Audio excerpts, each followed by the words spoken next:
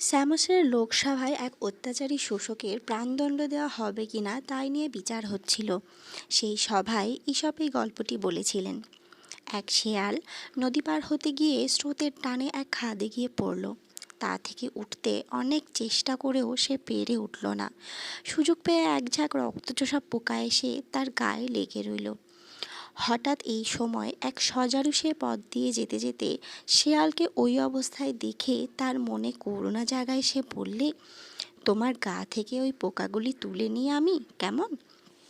তখন শেয়াল বললে, না না ভাই, তা করতে যেও না যেন।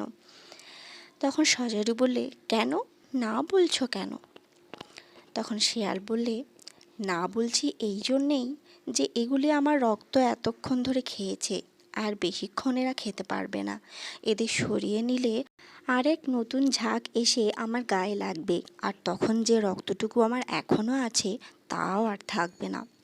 এই গল্প শেষ করে ঈশপ লোকসভায় উপস্থিত স্যামসের লোকজনদেরকে বললেন, এখন বুঝলেন তো আপনারা, এই শোষক লোকটি আর আপনাদের তেমন ক্ষতি করতে পারবে না।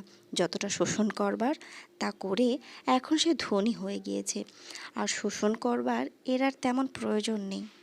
কিন্তু একে মেরে ফেললে ধনীলোভী অন্য শোষকের হাতে পড়ে আপনাদের যে ধন সম্পদ অবশিষ্ট আছে তাও আপনারা হারাবেন।